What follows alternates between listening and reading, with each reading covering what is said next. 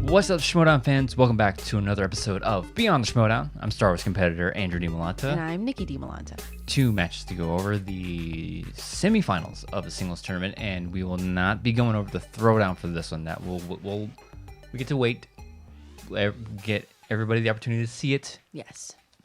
So this is a spoiler-free, except if you haven't seen the spoiler-free for the throwdown. The throwdown, but definitely spoilers for the 2 matches. Yeah. So we'll be getting to that next week. Again, giving everybody the opportunity to see it. But we have 2 semifinals to go over, 2 really big matches too. Yeah. Yeah. But before that, I can't remember which match it was before. We had this cutscene. We haven't had a cutscene in a long time. Oh yeah. With Elliot Dewberry and Josh McCouga. Oh yeah, I forgot about that. Good job. Yeah. The Wild Berries. And it was just like this cutscene that Josh trying to get in touch with Elliot and saying he's been trying to get in touch with him for forever. He emails, mail, all this kind of stuff, and nothing was going through. Yeah, and Elliot basically had just said that, like, in the COVID era, like, it's time to reflect, and he's like, oh, I really don't need you anymore. Yeah. So he proposed a retirement match at Spectacular. No, not at Spectacular. I don't think it's gonna be at Spectacular. I don't think they mentioned Spectacular specifically, but it was just a retirement match. There's only room for one Wild Berry in the Schmoedown. Yeah. And so it was proposed that they have a retirement match, which Josh McCouga has been a part of those before. Mm-hmm. So he's no stranger. But yeah, I guess winner stays, loser has to skedaddle. Skedaddle out of here. And like, I want to hear your thoughts on this, because obviously this is for story purposes, right? Very much, yeah. It's very much for story.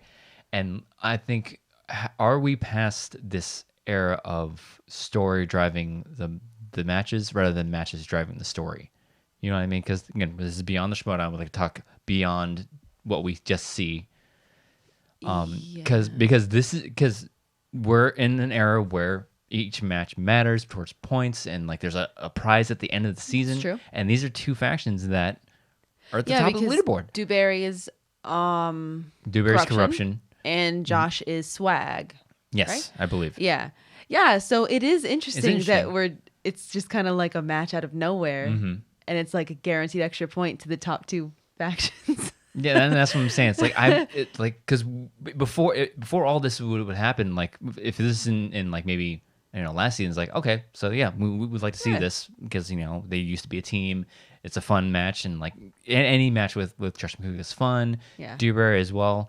We haven't seen Josh compete at all this season, so it's like, but again, it's like these matches count, and it actually counts towards something. Yeah, and now at the top, it's like each point really counts now, because we're getting near the end of the season now. Yeah. So it's weird that it's like out of the blue. I mean, there are other ways that the Fantasy Stock Exchange can pick up points, or other factions. It's just kind of. It was just so random. Yeah, it's random. I wonder, is it like, does one of them like actually want to retire, and this is just a really gentle way of doing it? Yeah, I mean, if you listen to the afternoons, I think Josh would be like, okay, cool, whatever. And it was all over like the social media. It's like, will he accept? It's like yes, of course he's gonna accept. Come on, of course he's gonna accept. They wouldn't have made. Could you imagine if he's like, nah? They wouldn't have spent all this time on this cutscene if they didn't accept it. Yeah. So I just thought it was strange that like it's the story driving the matches and driving points rather than the other way around, where it arguably that's how it usually works, is the matches determine the story. Yeah, win more, play more, not just, oh, hey, here's a match. Yeah. That kind of thing. And Dewberry hasn't won this season. Josh hasn't even competed this season. So I'd say, okay, that's kind of strange. But we have seen a couple of matches too this season where it's like, okay, they weren't winning, or either or. Yeah. And they got matches. Yeah. So, you know what I mean? I mean, yeah. I don't know. It's an interesting. It just kind of. It was something that Andrew had asked me about, because it was just so random and out of left field. And if it was like an undercard, it would be like, yeah, all right. Yeah. Yeah, well, because we just got a Gray and Stacy undercard, and Gray hasn't played any, and Stacy has played one and she won once. Yeah, so it's just funny, but who knows? It might be an undercard for because there's a couple matches that we have to go down before Spectacular. So yeah, so maybe it's an it undercard will for be another big one, and it won't be quite so random. But yeah, it was just like it was just interesting. Man, the top 2 factions, and one of them is just Definitely gonna get a point. Just here you go. Two free points. Not free, but like, you know what? Yeah, it's just strange. I'm excited to see it though. I'm just sour because we're in third place. And like, why are they getting more points? Would you still have the same commentary if it was a Finstock Exchange member in there? I mean, it's hard. It's hard. This is one of the situations where it's hard to be a commentator on it. Yeah. And we have a horse in the race. You know what I mean? Yeah. It's just strange. I'm just sour. You're just sodium content is very high. If it would. I don't know. And Christian might be like, hey, the factions are winning, so we're giving them more. It's like, well, no, usually it's the player wins more, then the player gets more matches. It's just strange to me. Andrew's just being salty. I'm being salty. I don't like us being in there. Exchanged for life, you know what I mean? And it was very random. Yeah, it's just like, what is this?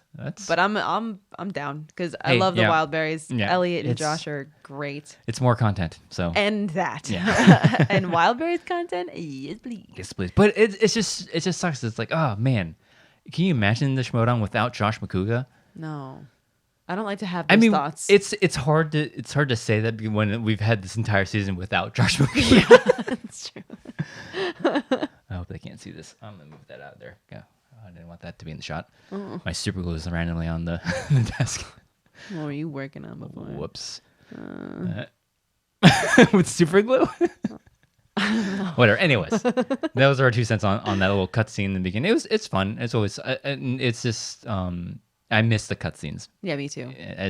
It's hard to do. Oh my god, what's happening here? Yeah, it's hard to do in the COVID era, in the environment that we're in. We can't do cutscenes as we usually would, so we got to take what we can get. Oh yeah. Story, like, that's what I miss the story points in just being front and center in the Schmoedown. Anyways, so let's go ahead. Interesting dance to have to do to be like, oh, I know people like the storylines, but there are points riding on this. You don't want to give anybody the idea that you're steering things one way or the other. So it's a delicate dance. That's the point I was trying to drive. It's like you want the story to be organic to where it doesn't look like you're setting things up. Yeah. But you still want to give people what they want with storylines. So it's just it's a hard line to not cross. You put that you basically took my thoughts and packaged it better than what I just said. Thank you. So that's the I think that's the point I was trying to get. It's like it's hard. Like you want to it's a show. You want it to be entertaining. You want to give steer story. You want to give the people what they want. Yeah, but we're in an era where it's a sport now. Points matter, and you don't want to be seen like you're playing favorites or steering the ship. Like, oh, I want it to be this. And I don't think I never think that Christian fixes matches or anything. I've never thought of that before. So, yeah. But how convenient, am I right? How convenient. Swag and corruption. Swag and corruption. Get opportunities for points. Jeez, must be nice. Anyway, so let's go ahead and get into these matches. So the first match that we get to go over. Oh, the first match we got was Ethan Big Time Irwin versus Jeff the Insider Snyder. Of course. Was that the first one? Really? I mean, it's the first one I took notes on, so I hope so. Wow. Yeah. And Ethan is with the Suspects, of course, and Jeff Snyder is with the Rockstars, of course. Yeah, and arguably, people didn't see Jeff going this far. I think people were counting on Oyama taking him out. Probably. So Jeff has made it far, and I have some stats that I want. After we go over this, I have a couple of things I want to say towards this because Christian said as much that he is playing lights out. I wouldn't say lights out. I would say lights are on. Lights are on. He's playing good enough to get this far into the tournament. Yeah. But if you put these two competitors side by side, it's like Ethan's playing lights out. He's the competitor that's like, it's like, yep, we fully expect him to get this far. When you take Dan Murrell to overtime that the way he did, I mean, that's yeah. So let's go ahead and get to the first round. So round one. Ethan missed the very last question in round one, and it was about sausage party. He said sausage fest. He said sausage fest which is party. Equally funny term. I kind of like sausage fest too. Yeah. Jeff got a perfect round, however, and he got the bonus. So by the end of round one, it was 7-9 in favor of Jeff Snyder. Yeah, so this is where he's playing lights out. The first, because this is the second or third perfect round in the tournament, I believe. At least the second in the tournament. Like But again, he's one of those like inconsistent players. Like he'll kill it in round one, then he'll have a round two. It's like, Well, Yeah. let's talk about Funny round I should two. say that. Funny how.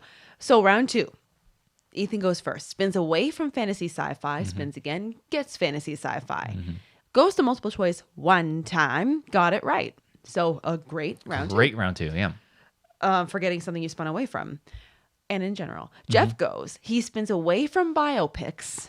Gets the 1980s. And this is a weakness of his, I believe. Apparently. He goes to multiple choice 3 times. Got 2 of them. Missed one that did get stolen. So by the end of round 2, 13 to 15 in favor of Ethan. And that's why I keep saying forth. about him being one of those kind of inconsistent players where it's I don't know why I would assume 80s was a strength of his, but I guess. Well, to rewind, because this is a rematch of that earlier match this season where Jeff was just knocking it out of the park. And it was almost like a flip turn on this match where like Ethan was just like kind of struggling the entire time. And Jeff was just like, he was tuned in. Tuned in. He was playing lights out at that point. And he just missed his 5.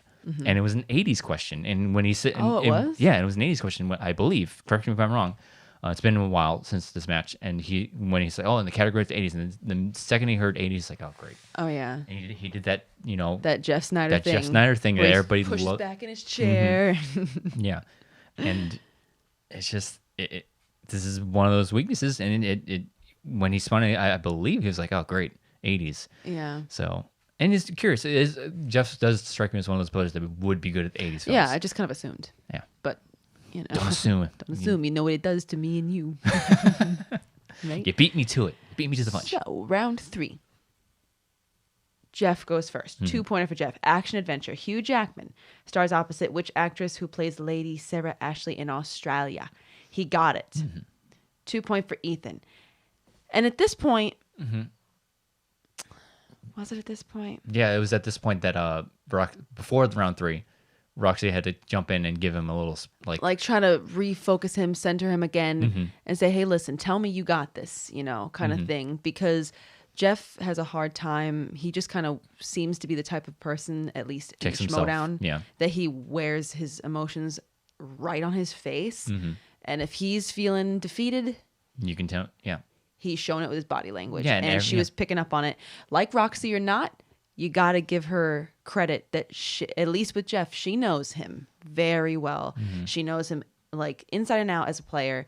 And she knew what she had to say to be like, hey, listen, stop. Like, shake it off and just get back in the game. Like, you're not out. He was only 2 points behind, right? Like, you're not out when you're 2 points behind. So she gave a great speech, and it was tailored to Jeff. But even so, I feel like with this next question for Ethan, Jeff just kind of does the whole like, yeah, kind of that kind of thing. Yeah, so, it's like, oh, it's already over. You haven't even heard the question yet. Yeah. So Ethan gets, for his 2-pointer, he gets new releases. Which Oscar winner provides the voice of Morticia in the 2019 animated version of The Addams Family? I believe Jeff did his, Yeah. Like, oh, I can't believe it's so easy, So yeah. Ethan got it. 3-pointer for Jeff. Musicals. Who plays Wink Winkleson? Unless I got autocorrected. I don't know if that's the actual name. That's funny. Maybe I got autocorrected, but I typed Wink Winkleson in Little Shop of Horrors. Oh, and I think that was extra salt in the wound because he had a Little Shop of... Ethan had a comment. There was, I think he got a Little Shop of Horrors question in round 2 because it's 80s. And then when they said musicals... Ethan kind of made a little comment randomly before the question even came out, like, oh, it's cool. Jeff knows every word to every song from Little Shop of Horrors. And then like next thing you know, Little Shop of Horrors. it's a question from that movie. Yeah. And he missed it, insult to injury. And those kind of comments, I feel like they get to Jeff sometimes. It happened with the Odd Couple question in one of his most recent matches. Yeah, against, who was it? Was it Oyama? Yeah, it was the Oyama match. Yeah. So, he missed it. 5-pointer for Jeff. Comedy. In Game Night, Jason Bateman and Rachel McAdams first meet doing at what kind of an event? He got it right. 3-pointer for Ethan. Tom Hanks. In Forrest Gump, Forrest compares himself and Jenny to what 2 foods? This miss hurt because I was like, come on, man. Yeah, you got it pretty quick. I got it pretty, it's like we were like peas and carrots again. And he said peanut butter and jelly. I think is what he said. Yeah, but it's like, how do you miss, like, wow, really? Peas I mean, if you've seen Forrest Gump more than twice or more than once, you pretty much know it. Really? No? Who are you talking to? I mean, come on. It's like one of his one of the most quotable things that you would quote from Forrest Gump. Yeah. Other than Lieutenant Dan, box of chocolates. Yeah, there's like a slew of quotes from like Forrest Gump that I think everybody would normally know. And I just kept running. Yeah. Fat rain. Small stinging rain. But yeah, peas and carrots is probably in that repertoire of like quotes that everybody would normally do. So I was surprised that he missed that. I was like, God, that's a surprisingly easy 3-pointer, in my opinion. I'm sorry. And I saw other people thinking that it was a very deep cut, hard 3-pointer. So it's all proves that it's very subjective. Yeah, again, but he says it like several times in the movie, Does like he? more than once. I haven't seen that movie in many, many, many years. He says it like at the beginning of the movie, in the middle of the movie, and then when he meets up with her again near the end of the movie, it's like, yeah, we're like peas and carrots again. I'm like, come on, how do you? There are other foods for us. Okay, get it together. Yeah. But you know what I mean? But subjective difficulty question. It's all subjective. So he missed it. Mm-hmm. So now it all comes down to Ethan's 5. Yeah, and it didn't hurt him that he missed that because like he can win it on his 5. Yeah, it was one of those questions where it mattered if you're trying to set a record, but it didn't matter because. But no, I think if he gets that, he ties him, right? Or is it? I don't know. I can't remember. Math. So Ethan's 5-pointer. Mm-hmm. Horror. In what 2010 film does a character named Ig Parrish have powers where people tell him the darkest secrets and desires? Yeah. So they read this question. I don't even know if thing. they got done reading the question. I mean, they might have just said Ig Parrish. And I think Jeff literally flipped papers and just starts doing his thing. Yeah, the things he's pushes writing on, back in his chair and starts, doing his Jeff thing. Yeah. And Ethan did a repeat or two and whatever, and he missed it. Yeah. I can't remember what answer he gave. He gave some sort of an educated guess, I think. It was. Oh God, I just don't remember what he said. I think nor do I remember the actual answer. It was horns. Oh, right, because Jeff did this or whatever. He was doing this. That's correct. I don't remember what he actually said. Yeah. But 17-20 in favor of Jeff. Yeah. And people, I know it might be a little like, God, not insulting, but like I don't know the word I'm looking for, but like Jeff Snyder probably won't see this as an upset. I do see this as an upset because I had Ethan in the finals. I wouldn't consider this an upset. Wouldn't? I think the way that Ethan has been playing, the way that Jeff has been kind of up and hot and cold in this tournament, as far as like point wise goes, how his perfect round one here and not a perfect round in the next match, but like and especially how inconsistent he was in this match as well. But Ethan has been, like I said, playing lights out, like barely missing anything. Yeah, I would consider this an upset, especially how Ethan's been playing. And because a lot of people had Ethan winning his side of the bracket. I did too. I had him in the final. I didn't have Jeff making it past Oyama. So yeah, and just the way they've been playing in the tournament and the way they've been playing this season, especially how Ethan has improved since his last match with Jeff. Yeah, I consider this an upset in the very very least. But this is. I see what you're saying, and I respect what you're saying. Within the context of this season, you believe it to be an upset.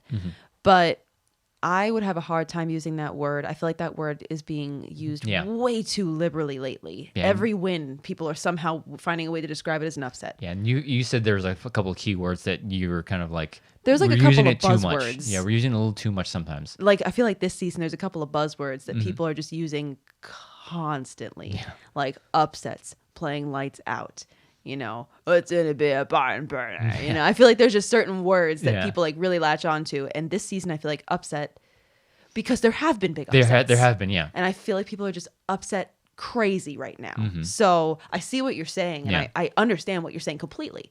And within the context of this season, sure.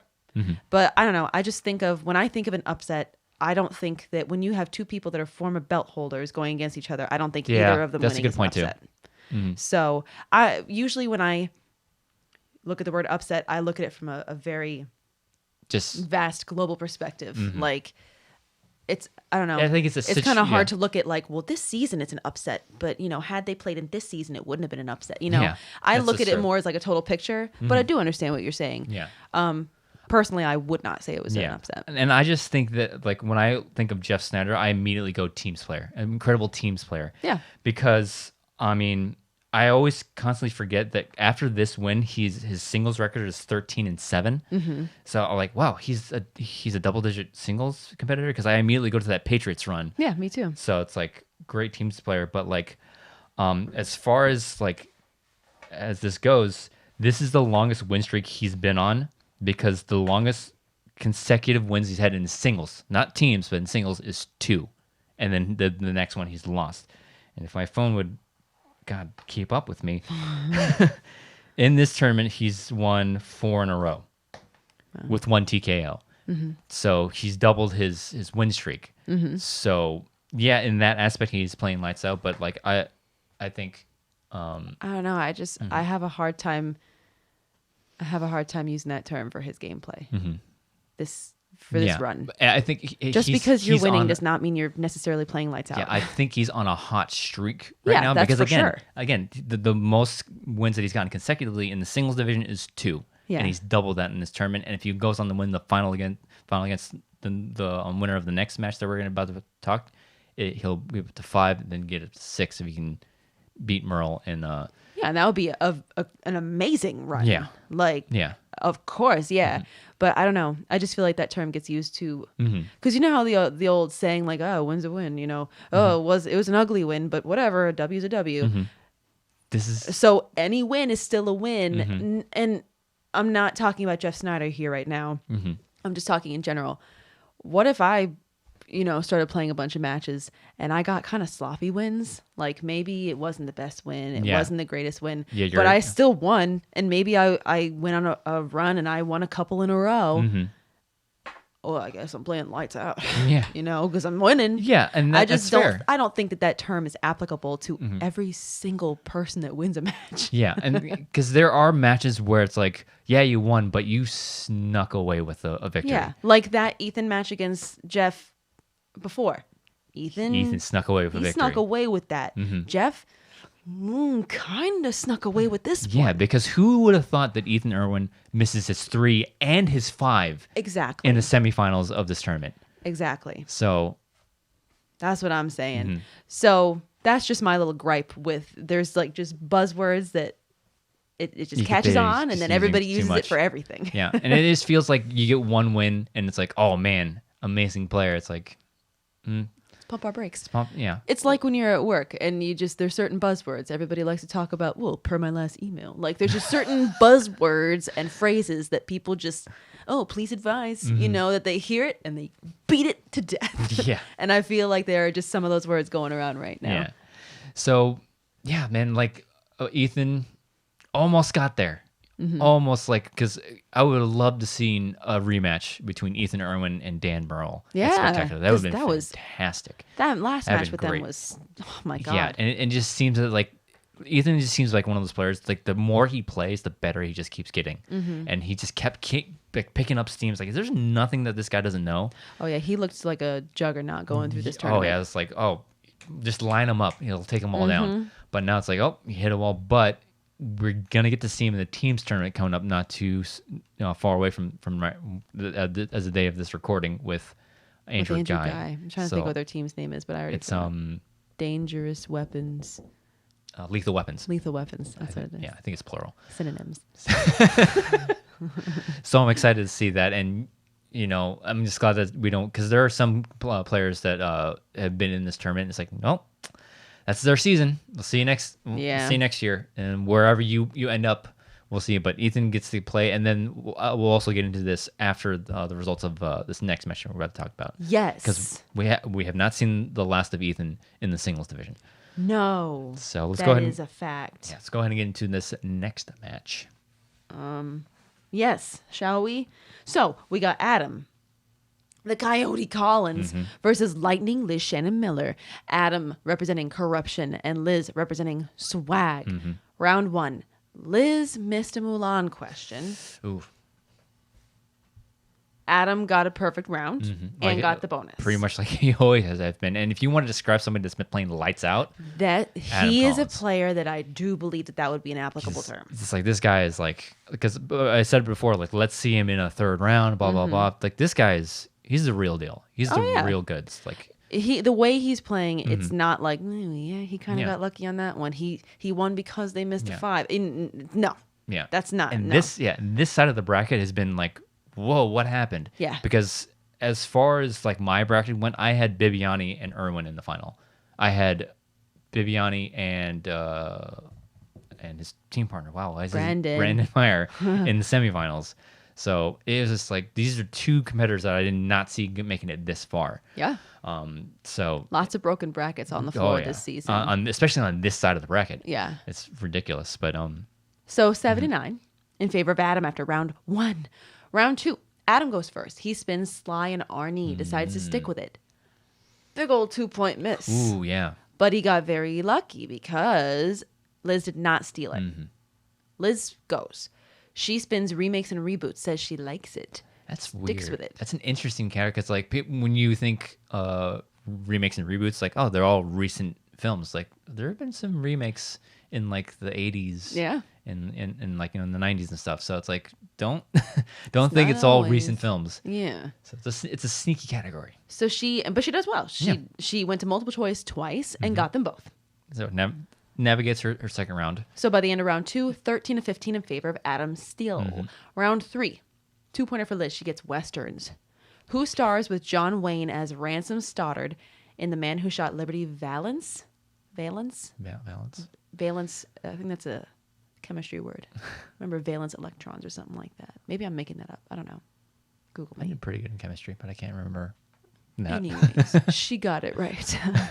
2 points for Adam. Fantasy sci-fi. Who plays Jake Sully in Avatar? Got it. 3-pointer for Liz. Oscar movies. Oh, yeah. Right. Name 2 of the 5 women who have ever been nominated for Best Director Oscar. And she was like, oh, right, this question. And then she like just pulls it out. Mean Liz. No hesitation at all. And she's like, it's actually kind of upsetting how easy and narrow that question is. It's like, yeah, girl, get it. And it's kind of like telling of, the environment in Hollywood, how like easy, quote unquote, the question is because like how many female directors have been nominated? Come on, Academy. Can you name 2 of those? Come on, Academy. Get woke. Wake up. Get woke. 3 points for Adam. Movie release dates. Where was he in the tournament? Like, when did we put it in the tournament? Come on. Scott Mance. We need that kind of positivity in our life right now. Yeah. I need Scott Mance to be my hype man. Like, bad. What team did he get signed to? I don't know why, but my gut says Usual Suspects, but I might be making that up. Is it? I don't know. Remember, but I have to look it up. It depends on who was, like, if he was on the Droogs. Oh, wait, Was he on the Droogs? Maybe it's Droogs. Why wasn't he in the tournament? I don't know. I remember us having this conversation. Yeah. It's either Suspects or Droogs. My gut says Droogs. I don't know. Put it in the comments, guys. Let us know. Or I'll just look it up later. So, movie release dates. Name the year that saw the release of a DC, EU, MCU, and a Star Wars film. And it was like 2016, if I'm not mistaken. He said that, but it was like 15, 16, 17, or whatever. What? They gave him the options? No. He gave 2016, but there were multiple answers. Oh, okay. Gotcha. 5-pointer. It seems for like Liz. any year in the past 5 years. 5-pointer for Liz. Comic book movies. In Thor Ragnarok. Oh, this question. Thor tells a childhood story where Loki transforms into a what animal so he could stab Thor. And she missed it. She said bunny or something, or rabbit, or rabbit, something like that, but it's a snake. But it was a snake, I'm like, how are you going to stab somebody with a no-armed snake? I mean, my gut immediately went to snake because, snake, villain. Stab you in the back. Yeah. But you got no arms. How are you about to stab me with that? You can wrap your snake body around a knife. Or you can transform back into himself and then... What, just slithers up behind him and then boom. Bam. Yeah. I don't know. Do we see it? Like, no, he was just referring to it. Like, hey, you remember that time when you transformed to a snake? I only seen Ragnarok like twice. So maybe he does go back to human. No, it was just them like talking about it. Like, hey, you remember that time when you did this? Basically. Yeah, but Snake's got no arms, so I'm just wondering if he does transform back into a man. And then he's like, imagine gotcha. that's how we're going off topic here, but because when he was like, it's a snake, I'm like, no, where's a snake gonna hold a knife? Idiot. it's magic. Yeah, this is also a movie about Thor: The God of Thunder. Come on, it's a comic book movie. But anyway, I'm she just misses saying. it. It just doesn't make much sense. Anyways, she missed it 18-20 in favor of Adam, the Coyote Collins. So Gets all the way to the finals, undefeated. there we go. On your rookie debut Hot streak. season. Hot streak. And he has an opportunity to, I believe, tie Oyama's record of Something win like streak. that. Whatever his win streak was, like 7 or 8 or something like that. Whatever the win streak, but he has an opportunity if he can go on to the final and beat Merle. I think you either break or tie Oyama's run. Yeah. But yeah, no, I did not see this finals coming. Adam Collins versus Jeff Snyder like, in the finals of the singles tournament. My stars. My stars. So yeah, that. So let me just. I believe that's next week, right? Or this week, I should say. Thursday, October 22nd. How's it already? Almost the end of October. Like what? Hello? I don't know. But anyways, this match with Liz and Collins, it was a good one. It was a good one. It was a good one. Like it was an uncharacteristic at this point of the matches I've seen, uncharacteristic miss on Collins' part. Like, wow, not even trying to check down to multiple choice. Yeah.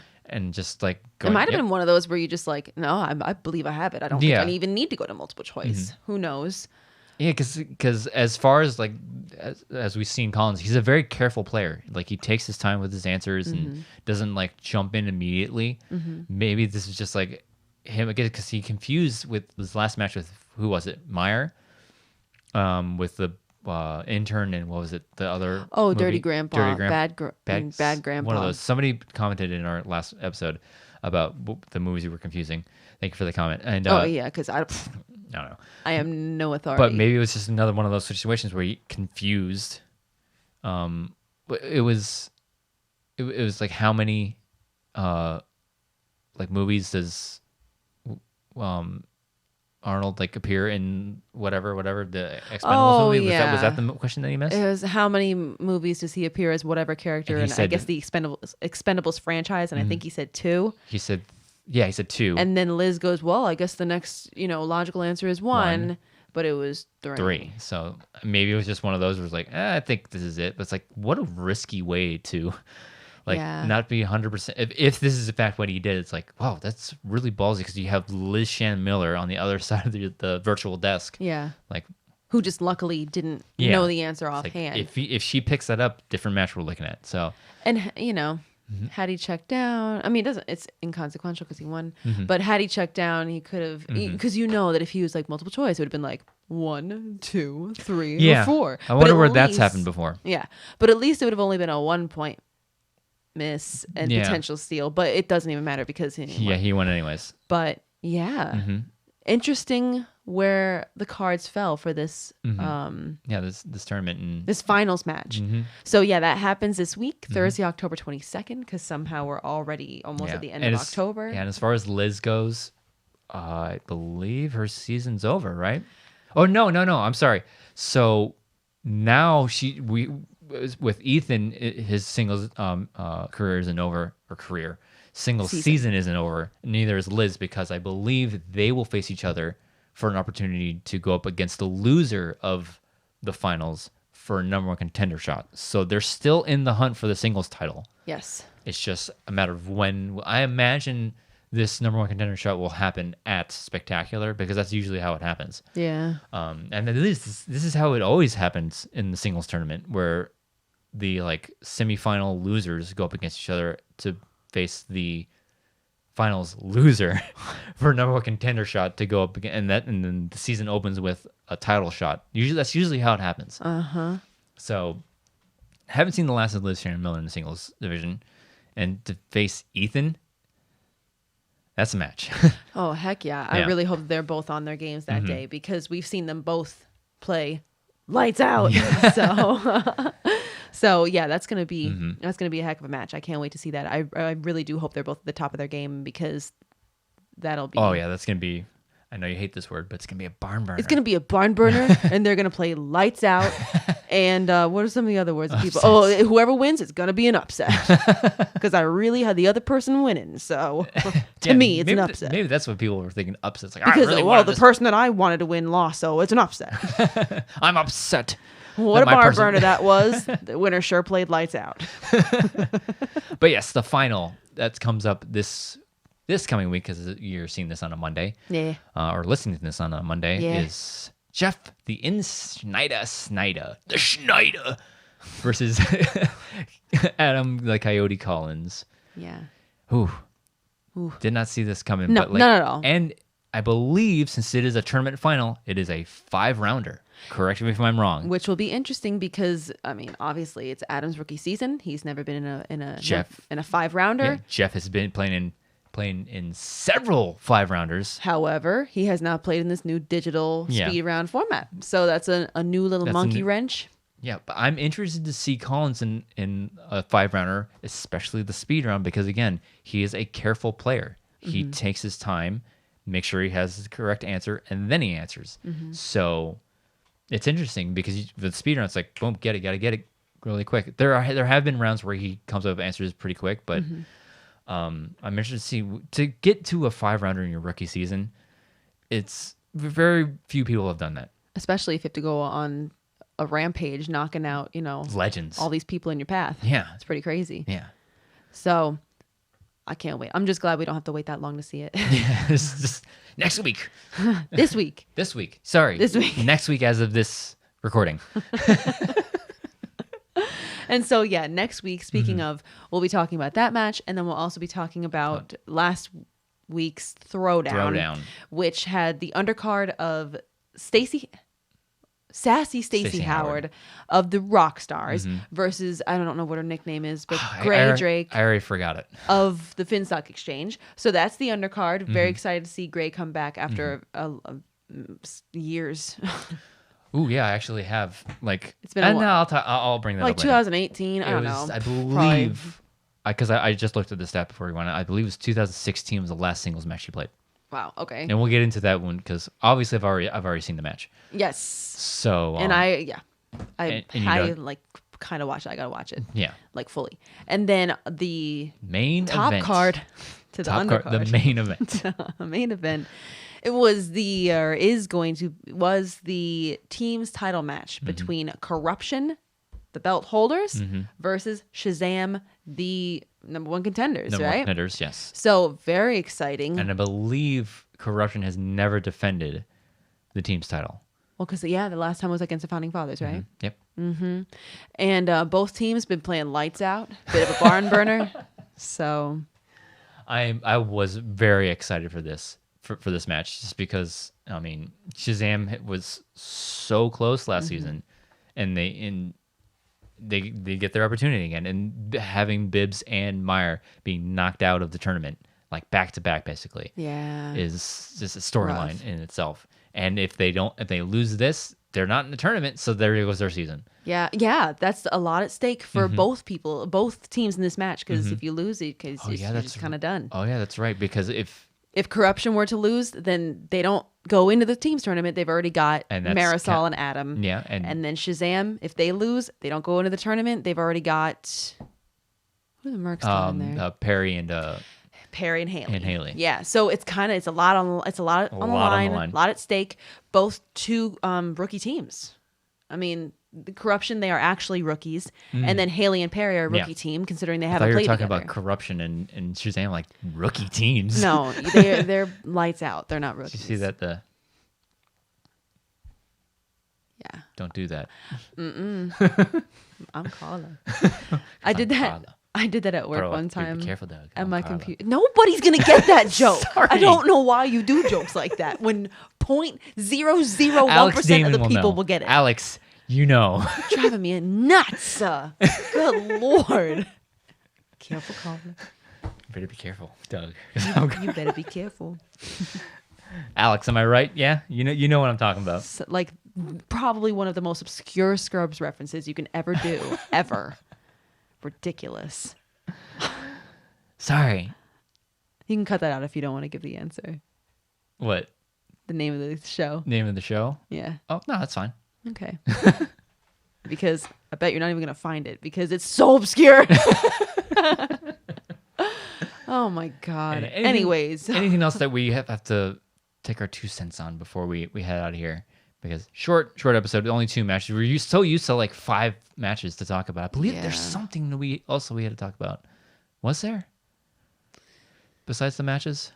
I feel like there might be, but my brain is mush. And I feel like we've been kind of disconnected from a lot of stuff lately. Yeah, we haven't been caught up on anything. Yeah. Sorry. I'm just trying to keep it together. I feel like there might be something we're missing.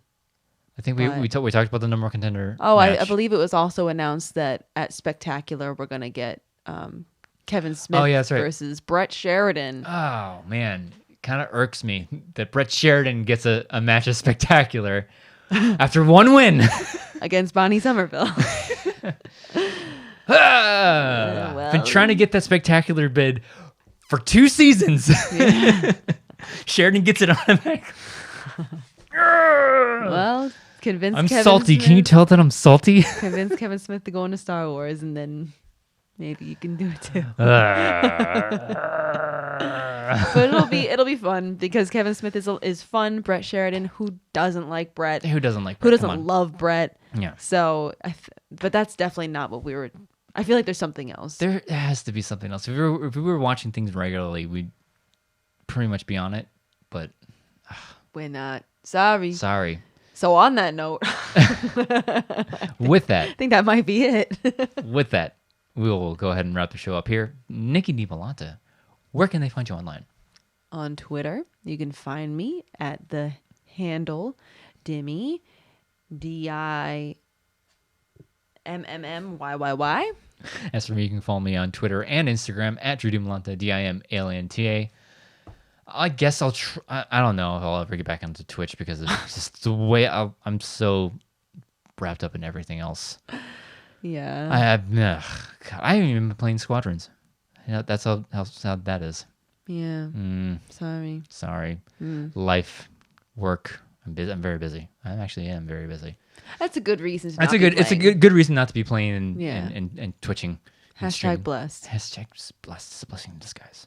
I work all the time. Sorry. All the time. Yes. If you're listening to this on audio form, go ahead and rate us wherever you find this podcast online. And if they're watching this on YouTube. Oh, okay. Then there's a click the bell icon over there in the lower corner, and it'll tell you when we do stuff on YouTube. We gotta make sure. And like and comment and subscribe. I forgot if I usually say that. Do I usually say that? Yeah, you do. Well, like, comment, subscribe, and then subscribe. Not the first time. You can subscribe. Bell icon in the corner. Click it or tick it. With that, we'll go ahead and wrap the show up here. Thank you for joining us on this episode of Beyond the Schmoedown. We'll see you next time.